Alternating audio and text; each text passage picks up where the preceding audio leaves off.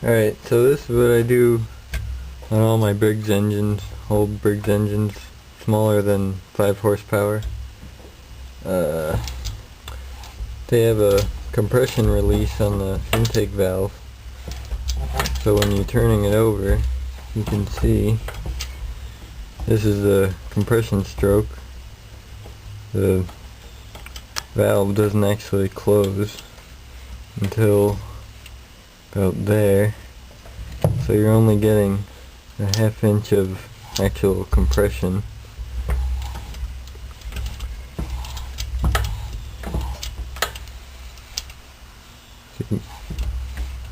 And the exhaust doesn't do it, but sometimes they do a little bit.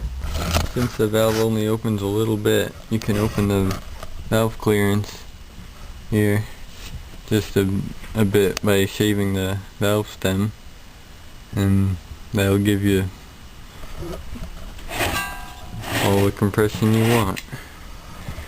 And on the Tecumsehs you can't really do that because the valve closes and then opens again and closes again, so it's easier just to shave the, well, it's better just to shave the extra lobe off the cam, so then you gotta take the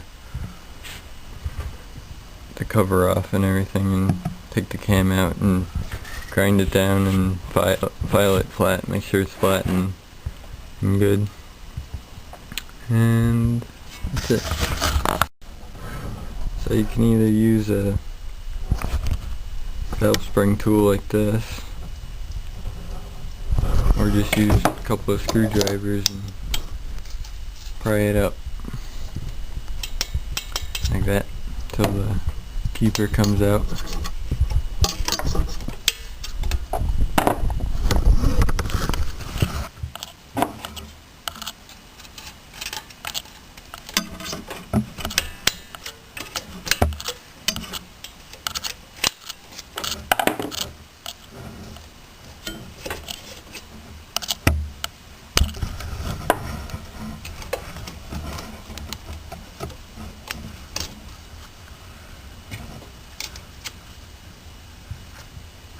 What you're going to want to do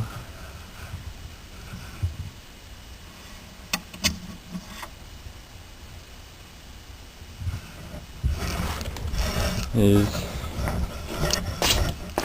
shave it off a little bit and file it a little bit until it's smooth,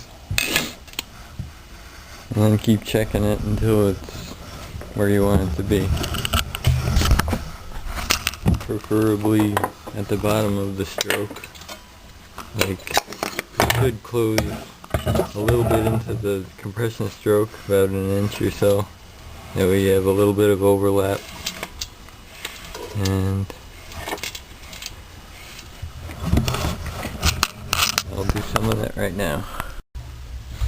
Okay, so now it's closing right there, so it's about an inch into the compression stroke. So now you got full compression on the compression stroke. And the only downside to this modification is since you have a lot more compression, it'll be a lot harder to pull the pull rope when you're starting it. But they actually start a lot easier because it's just sucking in a lot more gas and has a lot better compression, so they just tend to start easier. But the older Briggs with the small recoil, they're going to be even harder because it's just you get less leverage on it. But they only made those older than 64ish, I think they made them. So if you got a Briggs between 64 and the 90s, late 90s, then it should be okay.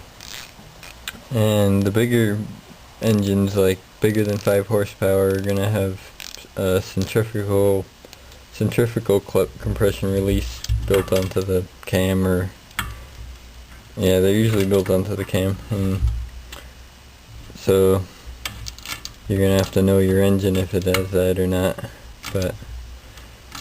But most of the newer ones have that, and the bigger ones. So this won't work on those, because when it spins up to RPM, when it gets started, it releases it puts the valves opening where they should be anyway.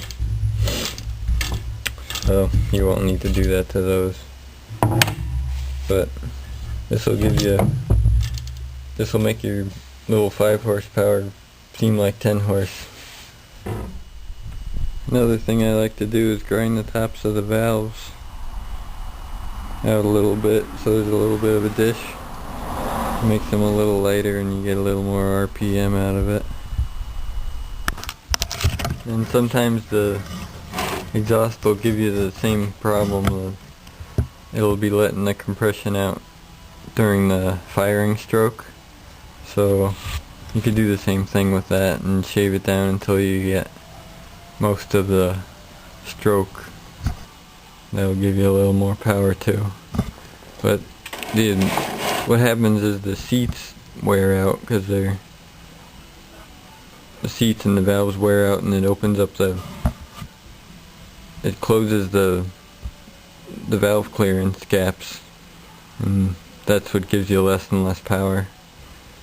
Not so much that it's losing compression out of the rings and all that, but you also lose power out of the valves there. Kerosene in a spray bottle works great for cleaning up this crap.